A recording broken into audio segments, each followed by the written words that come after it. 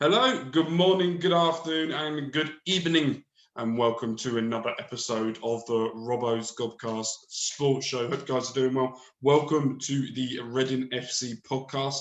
Today we're doing things a bit different. So, as this is a longer summer than what we started with last year, what we're going to be doing is breaking things down slowly, so we can get more content out of it for you guys, and two, we can just personalize our opinions straight onto that. So today's episode is just based on contracts. So a few weeks ago, there was the contract situation where the club announced players that are staying, players that are going, and we want to just dish out our thoughts on some of them and what we think about the situation, who's staying, who's going, who could be staying, who could be going, and there's a few contracts left out at the moment that haven't been sorted out when we record this. So today you may not be able to see him, but Matthew is here. His camera has decided to die on him just before we record this, and Ryan is playing with it now. Ryan is also here as well. Welcome back. Hope you're all right. Where we will be going through it with these two as well. So before we get into anything and before we do anything, how are we all? What is it like now? We've gone. Is it a week? Is it a week now without Reading? Any Reading football? How are we all feeling about it? Less stressed. I think that probably sums it up. You say that in a few weeks' time, we've got the Euros, so stress levels. Yeah, true. Stress levels will be back. Right, Ryan, how are you? How you been? You been all right? And by the way, if anyone's watching this, he's wearing glasses, may I say, rather dashing.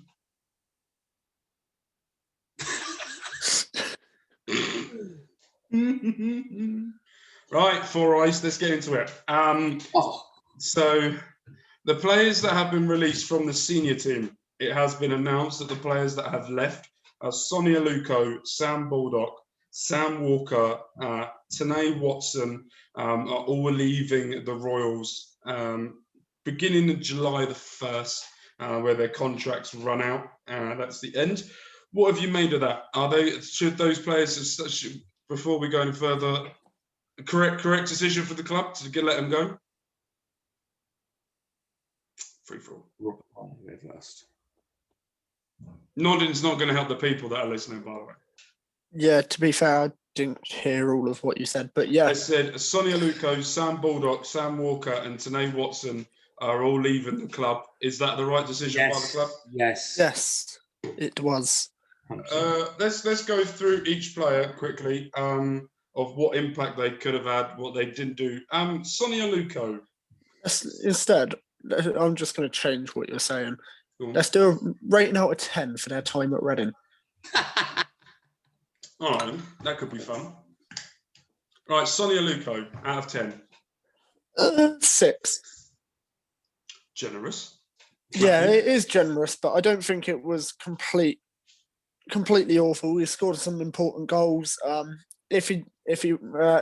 only thing is, we wouldn't be having this conversation as much if you didn't take his price tag into consideration. Yeah, I agree, but you have to go for.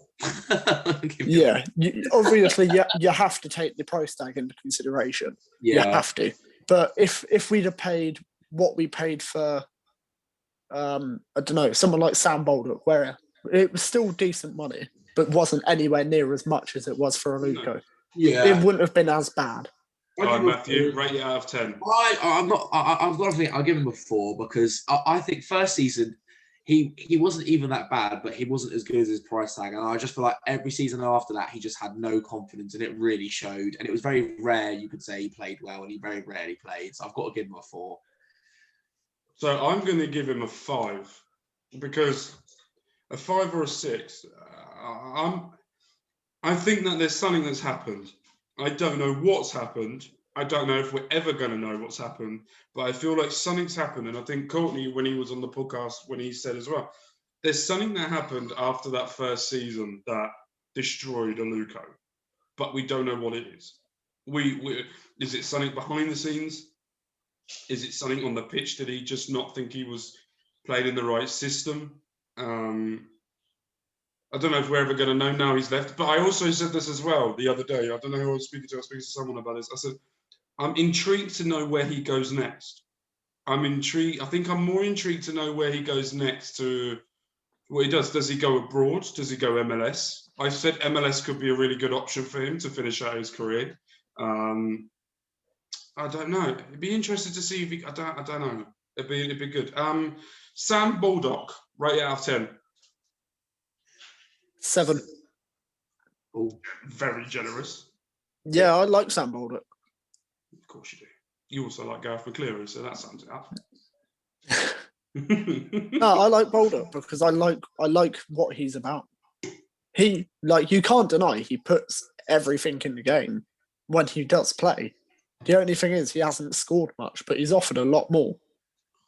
One thing that will always stick in my head was last season when we played Cardiff away. We had 2 players down injured. I know, because it's you fucking, love this story. I love the shithousery. By the way, if you haven't heard this story before, just go through some of the early podcasts. He said it quite a few times. Yeah. Matthew.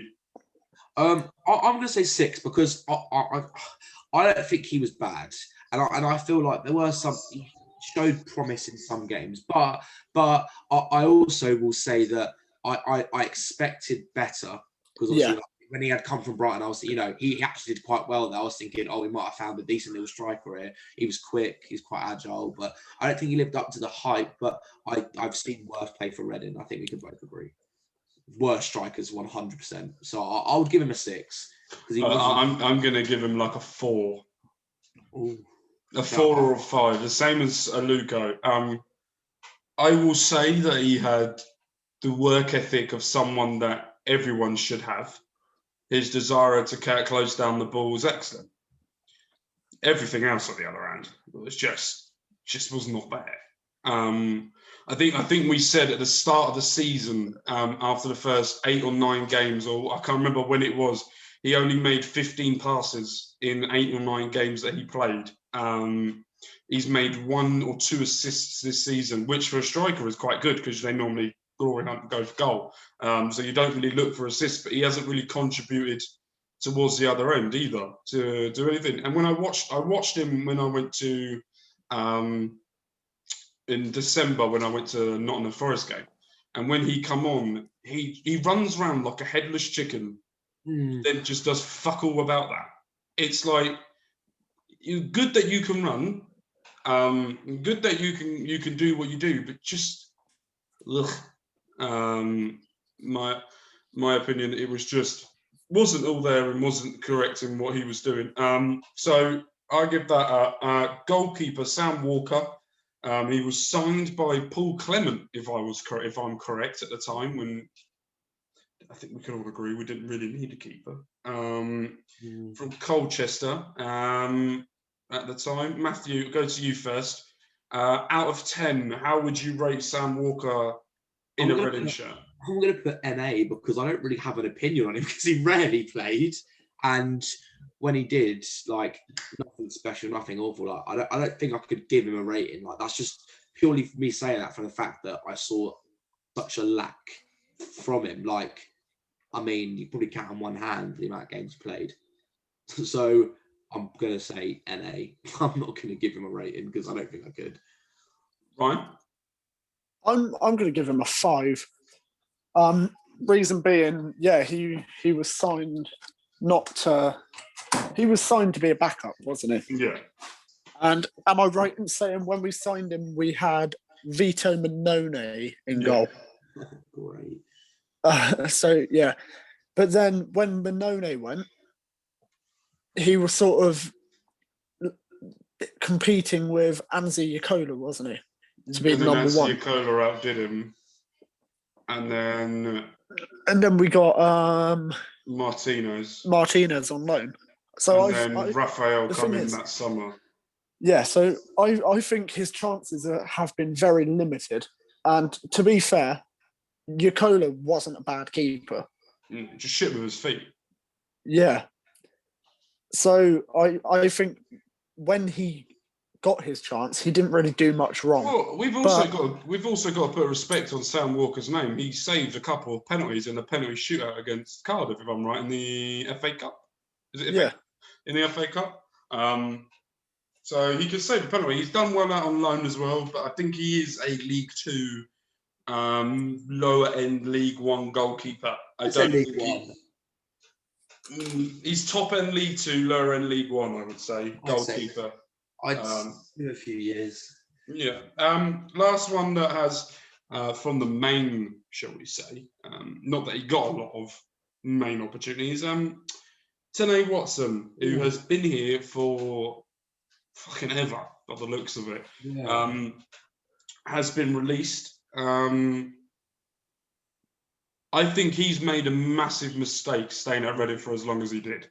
Yep, I was about to say that. He was never going. It sounds horrible, but I don't mean this in a horrible way. Okay.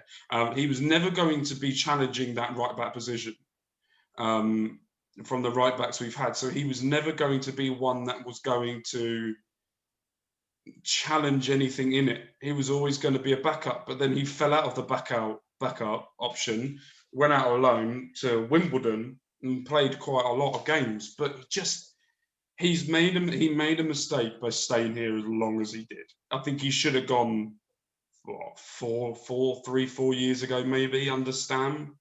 But that's my opinion. What do you guys think? Do you guys agree on that? I'd agree. I was like, at the end of the day, we had Gunter, who just wasn't going to get replaced.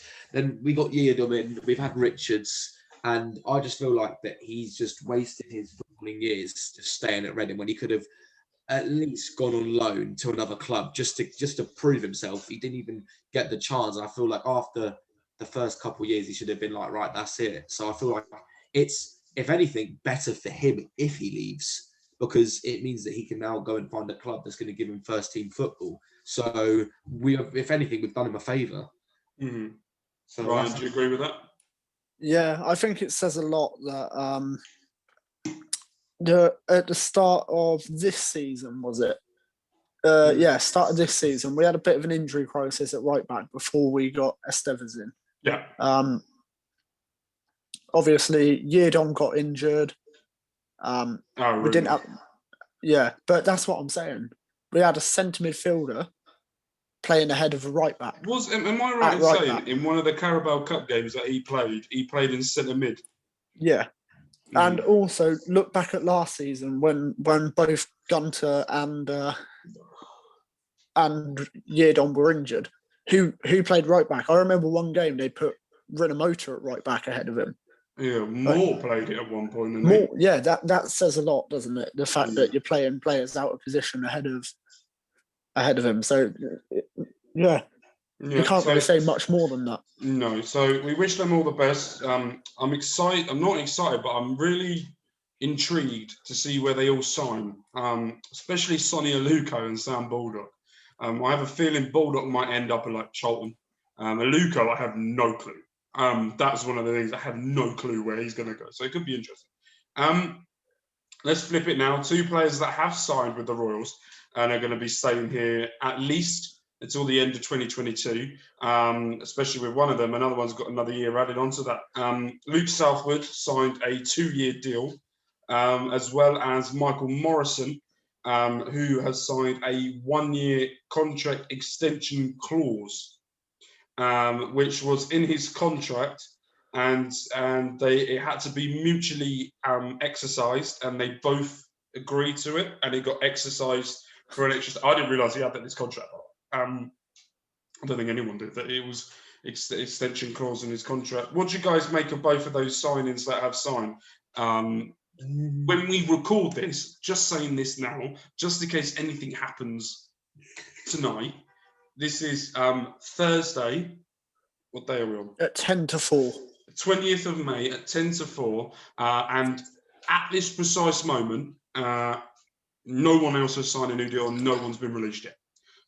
So that's where we're at. So what do you both guys make of both of those signings? I think that they're good because I feel like Southwood's going to be Raphael's replacement because he's getting a bit on now, whereas Southwood's sort of like the new up and coming goalkeeper for us. And I feel like Morrison has been terrific this season. We can get one more season out of him, I reckon, and then shove him in the coaching staff. Bit disrespectful way of putting it, but yeah. I'm just going to be up front. Like, I sort of go, realistically, we're not getting more than 1 year out of him. He's getting on a bit. Then, as I said, put him into the coaching staff and let him help the youth. I agree, but disagree at the same time. I think I agree with Southwood. He is Raphael's replacement, and it's good to see because I've always been impressed with what he said. Like, I think he did say at one point that he would have left by now if he didn't genuinely think he could make it in the first team to Reading. And it's good that we've got players that are passionate about the club and want to play, like want to impress and play for Reading. Don't see it as just money, like play for the shirt. But on the other hand, Morrison, I don't know why it's taken this long to give him a new contract. The fact that we got to what month was it? Like end of February, and he played every minute in the league this season.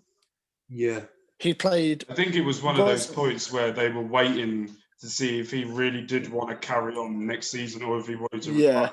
Wasn't there one point where he played like 61 consecutive league games or something like that? From February to February, I think he didn't miss a minute of football, something on some terms of ridiculous stat about him on that. So, and we're a much better team when he's inside. Yeah. He is a leader, and we'll get another year or two because I think he's got better with age. 100%. I think he looks more solid now than he has ever done before. One thing that a lot of Birmingham fans were saying when we signed him, because he left because he wanted a 2-year contract, but they only offered him 1 or something. But they said his passing wasn't great. And I think you can really see that he's worked on that and improved as a player. So another year or two. And I think it will be a case of this season just being solid and then ease him out to shoot a young player, maybe Mcintyre and Holmes. Or maybe someone else. Yeah, well, currently McIntyre's contract situation is still up for doubts. He hasn't signed a new deal. His contract runs out in July, so he could leave on a free and go somewhere else. So I think this season coming and new season, I'm saying, but I think Morrison will be heavily involved, and then the season after, I think it will be a case of just easing him out a bit and getting his replacement. I personally see him as a tutor, a leader, someone to look up to. So me personally, I think that Luke Southwood deal is good in terms on if he can't be given a chance because he's a Reading Academy goalkeeper. He has to prove he should be in between the sticks. He can't be given that because he's a Reading Academy goalkeeper and all fans bum Reading Academy players and want to see them more. Raphael kept the second most clean sheets in the Championship this season. As well, at the same time, you can't remove a goalkeeper that, yes, he's made a few mistakes. And yes, I get that. I understand that. But at the same time, you're dropping a goalkeeper just because he's an academy player. You're not dropping him because of not conceding the most goals that you've had. You needed to change we haven't need to change the goalkeeper. We don't need to change the goalkeeper at all. Raphael's kept the second most clean sheets of the Championship. Yeah, he's made a few mistakes, but at the same time, that's what it is. Michael Morrison is another one. That's a bit of I would say, the end of that year deal. I think he will then retire. I feel like this year has to be the last year with Morrison in the main team until we get either someone that will come in to replace, or this is now Holmes' time to nail down that centre-back role. He has to now go with Morrison and Moore, if Moore is still here, and he has to outwork Morrison now. For when Morrison leaves or goes into the coaching staff, we have someone then that will work with, and it has to be. For me, I think it's more important for Holmes to get in that position more than McIntyre. In my opinion, I feel like Holmes is is better all round than what Mcintyre is. But at the same time, Mcintyre has a big thing next to him that he's left-footed. So that's going to put a big plus to him because he's left-footed and he's got a little bit of pace about him. That's going to help him. So the other thing that we discussed now, the loanees that are now going back. It's not contract, but it was talked about.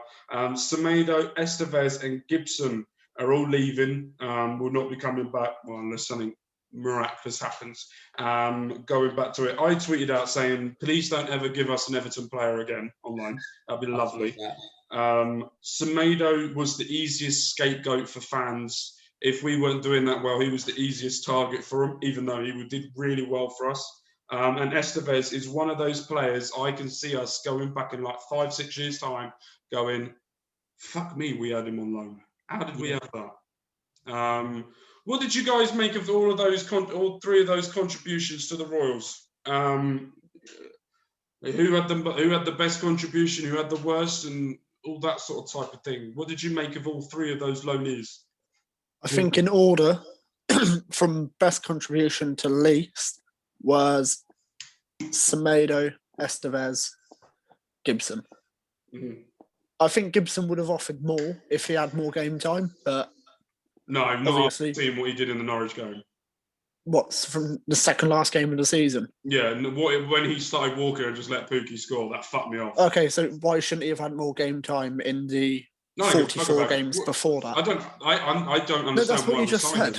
I don't understand why we signed him. Because we didn't have cover at left back and we needed more depth. Yeah, but he can play left back. And then when he played left back, he went against Sarr, and look what happened. We had a injury problem at centre back at the time. Mm-hmm. And Stoke, if I'm right. And he played very poorly against that. And we only had one left back in Richards. And the problem was Mcintyre then moved and played left back, meaning we had one less centre back, which is why we got Gibson, who is also versatile and can play both. Simple. He might have the positioning, but he couldn't do it. I think the issue for Gibson was he seemed like someone that had a lot of confidence but no ability. When I see him, he's like someone that thinks, or he's signed that Everton contract, and he's got Carlo Ancelotti going, "You're the next big thing. You're the next thing we want." Blah blah blah blah. And he's gone, "Yeah, I am. I'm the beast. I'm the best. I'm this and that." And then he gets on a football pitch, and you go, "Right, you've got two fucking left feet on you now. What's going on?" I don't understand him either. His play, there was no play type to him. He was a ball playing centre back or someone who would defend it with his head first.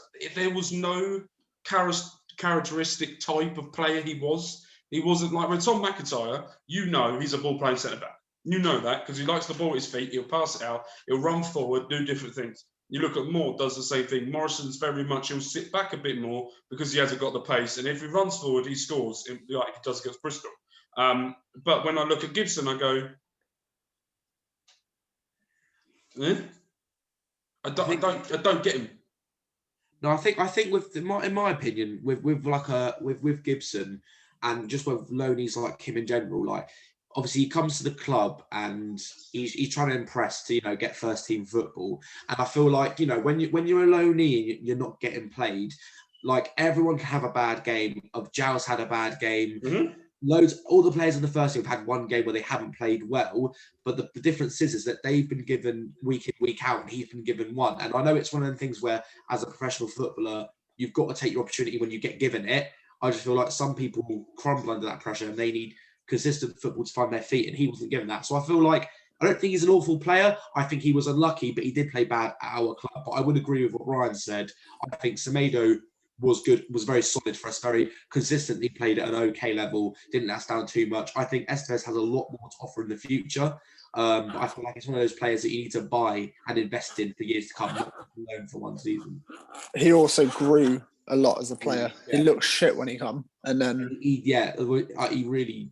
I think he's He's one of those that I feel like was part of a partnership that Reading are trying to grow with them out there. Bring your players over here. We will mature them, toughen them up, do whatever. They'll get a few game times, but they'll come back a better player than what they did before. And I think Estevez is the main if the clubs are going to go, why should we put our player at your club? They'll go, look at what we did with Estevez. And look how good he is now, or where he's going to go. I feel like that's one of the things that they're going to use. That's also a point going back onto Gibson. Look at Estevez; he looked awful up until, remember, Bournemouth away. As soon as he come on, the game changed so much worse. There was a point in the season where you can see he kind of grew his confidence a bit, and then had a bit of a run in the team, and that's what Gibson wasn't given. Yeah, no, I agree with that. Interesting to see where they go next. Player that's leaving that was voted by us as the young player that has never given a chance, the future of Reading, Thierry Neves. He left. So he's left. He has rejected. That's why he left. Yeah, because probably. We said he's got so much award. potential. He has rejected the contract and has left. We did offer him a contract. But he has rejected on the podcast. On the podcast, I rejected. I gave him a 5-year deal, and he has left and gone. We don't know yet. What are you making of that? Is that a telltale sign that there's? I've seen a lot of people take two ways of looking at this. It's either this is shit for us that we can't offer a good contract for someone that could be here for the future, or is it a player that has rejected it and wanted to go out somewhere and get constant first team football at a different club, and then maybe he wasn't going to get guaranteed that while he was here? Yeah, it's annoying when you have a load of experts who know exactly what's going on in the club. Especially on Twitter. It's quite fun. Yeah. But obviously we offered him a contract, so he rejected it. And can't do anything about that, can you? If he wants first team football, he wasn't going to get it here. Let's be fair. Well, there was a lot of talk from fans. I'm saying this from fans, not from inside the club, but from fans saying because of next season, we needed more wingers, we needed more attacking starts. But at the same time, in my brain, I'm going, we needed that this season. If we really so why hasn't he played? Okay, he did get injured for a bit of the season, but he hasn't not kicked a ball in the last 365 days, has he? Yeah, he played a couple of times. If you're good enough, you're going to play. So why hasn't he played? You've also got to look at the other players that have been getting in the first team. Jayden Onan. Why is Nevers not getting a game ahead of him if other players in a similar position are? Talking of Jayden Onan, he has also left the club as well, with Ryan East, Connor Lawless, Ollie Pendlebury, and Sam Smith, who just recently got promoted with Cambridge. I think. Cheltenham won it. Yeah. Yes, Cheltenham. As well as the Israeli Omi Luzion and Augustus McGiff have also been released on the youngsters as well. So they seem to be having a clear up. Matthew, what are you making of the youngsters getting cleared up? Ryan East had a small contribution in that Leeds game a few years ago. Ollie Pendlebury was the under-23s captain. Jayden Onan was very featured, not played much, but featured within the sub bench and that of the first team. Sam Smith, not the singer, has been around the team for quite a long time, featured a few times in the Cup. Connor Lawless has been with us for 10 years and has now left, as well as Thierry Neves. What have you made with all of these youngsters that are now leaving? Is this a fresh start? Is this to cut the wages, or what do you think they're doing? Not to be rude, not in a rude way. I feel like that Reading are cutting out a lot of the dead weight that isn't in their long-term plans. I feel like the youngsters that we do have that we know will be used long-term, which we spoke about on the podcast where we did the awards about best youngsters and up and coming and stuff. I feel like it's quite clear the players that we're like, we want you to become our future if you perform well. And I feel like those players they were getting on a bit and they weren't going to be the future of Reading. And I feel like, as I said, it was dead weight that I think needed to go. They've got to progress in their careers, and we now have extra wages, which is a win-win for both parties because they aren't getting first-team football and probably won't be getting any first-team football or second team, and we need money. So it was better for both if they just left. Ryan, do you stay with that? Yeah. So to go through the under-23s to finish off the contracts on there, Irish midfielder Kieran Leavely, goalkeeper Harvey Collins, and striker Kelvin, fucking hell, what a name that is, Ham,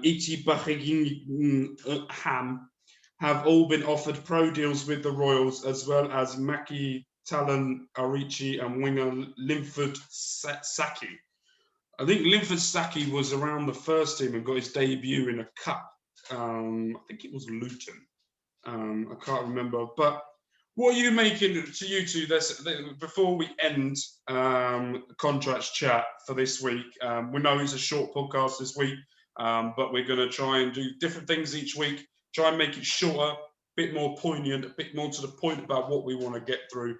So that's why it's a little bit shorter this week. So what are you making of all the contract situations? Are you happy with what the club have done?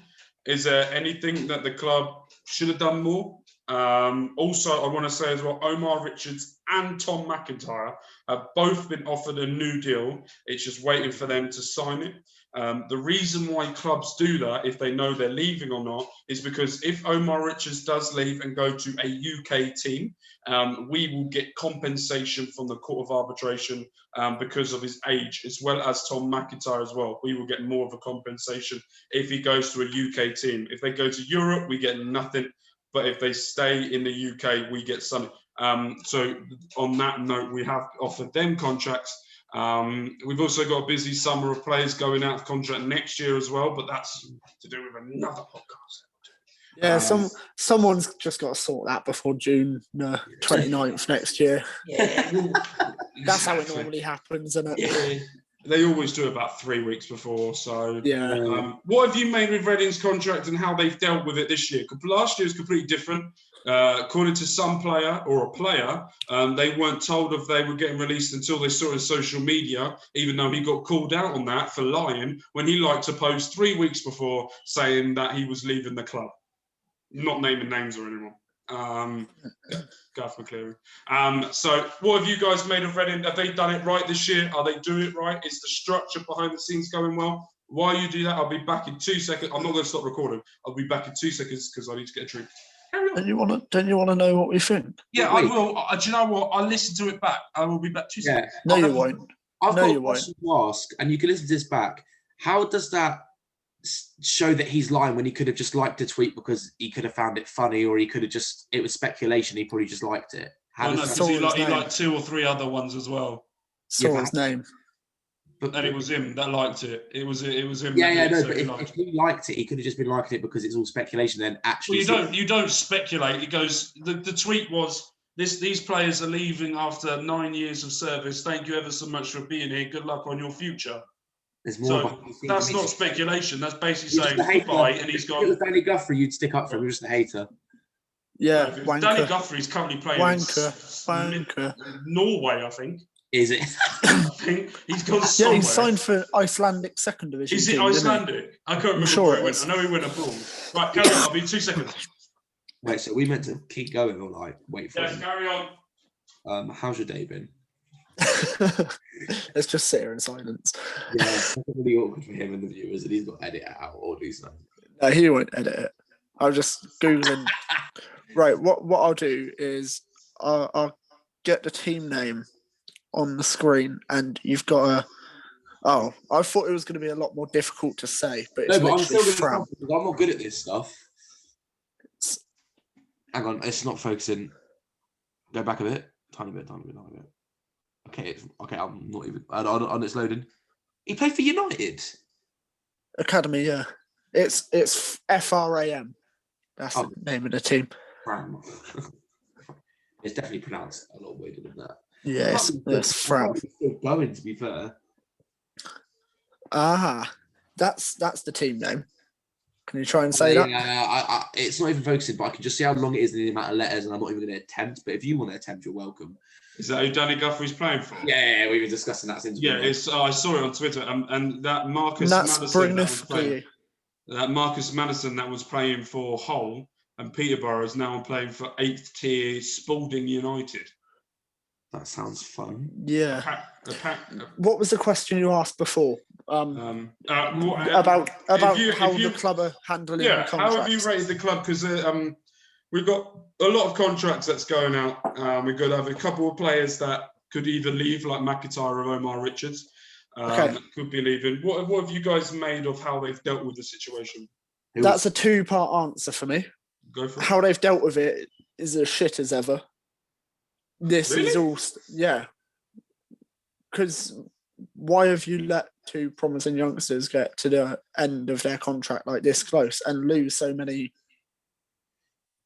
good prospects? But what they have done well is they've actually kept fans in the loop, which doesn't normally happen. I agree with the Omar Richards one. Tom Mcintyre, I'm still iffy on him. I'm not sold on him. I still think what I mean is now we should be looking now at whose contracts is up next season. We should have it not necessarily offer them a contract now, but we should have the idea of according to Eddie, according to other reports, they offered them contracts in January. This is not offered the contracts recent.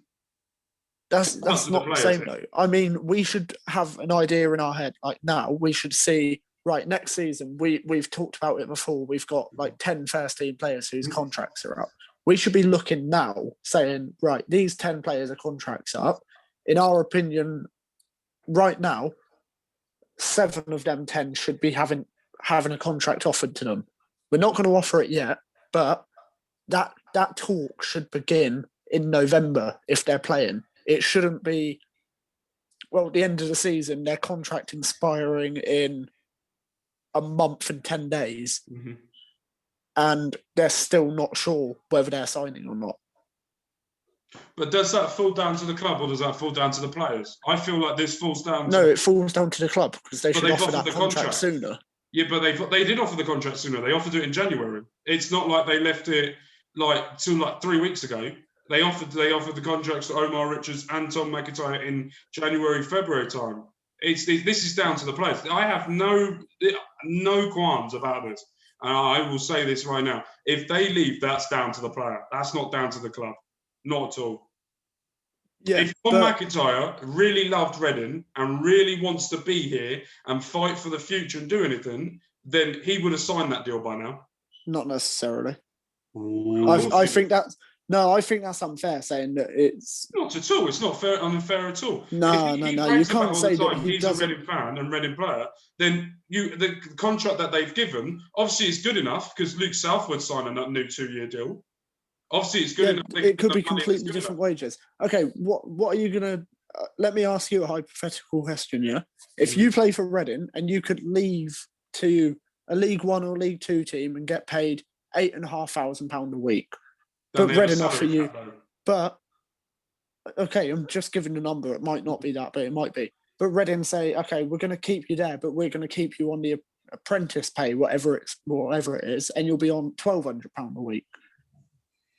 Well, you would stay at a club that you want to be at. You wouldn't just leave and go to a League One or League Two. You want to stay at a club that you would be at. What if you're going to play every single week, every minute? Isn't that what a player's meant to do? You're meant to fight for your place. If he plays well enough during pre-season and does well during that, surely he will be one of the names in the first team. No, I wouldn't. I'd leave in a heartbeat. A footballer's career lasts 15 years at the most. You've got to do what's best for yourself. Yeah, no, I agree with that. But at the same time, all I'm pointing out is the contract for Luke Southwood. He's signed. So obviously he's got a pumper pay deal and he's also been told different things. So how is that different to the contract situations that Omar Richards, we all know, is off to Bayern? Has it been confirmed? He's on Football Manager, he's on FIFA. He's going there. He goes there at the end of the deal. Mcintyre would have been offered a better deal. He would have been offered better money. Probably the years might be doing something. It's obvious that that's happened. It's down to him. This is not down to the club. If we had no money, we would not have offered Luke Southwood a new contract. If it was a shit deal, Luke Southwood would not have signed that. It's the same that goes with Tom Mcintyre as well. I think not necessarily. They've gone through the same together. the same academy together. They've done the same type of thing. The only thing that's different is Southwood's gone out on loan to Scotland and he's done different things as well. No, it's not. The only difference is Southwood is the backup keeper. If Raphael gets injured, or if Raphael leaves, Southwood's playing every week. Whereas McIntyre's fourth, maybe even fifth choice centre back. Currently, he's third, isn't he? Currently third or fourth pick. Holmes would be guaranteed. Holmes goes ahead of him, so he's fourth. Okay, so what? So do we need to keep him then? No, not necessarily. We could offer him. The thing is, what I think we could even be doing is offering him a shit deal that he's never going to take. Offer him who was it? Osho last year. Apparently, we offered him a shit deal. Apparently. Yeah. Apparently, we offered him a shit deal. So he's not going to accept it. And then we're entitled to the compensation if he goes to an English team. Yeah, which we did because he went to Luton. Yeah. So we got something out of that. And I think that's what we'll do with McIntyre. Otherwise, I think he'd have accepted it by now. Because it's an interesting one because I don't think he has the ability for a championship defender at this moment. I don't know where he will be in the future, but at this precise moment, I don't look at that as a championship defender. My worry is if Morrison gets injured, we're lacking. And as well, if Moore gets injured, we're lacking. We need another experienced. We don't want another youth. We need another experienced defender to come in to fill that void. And I don't think McIntyre is the right player to stay, in my opinion.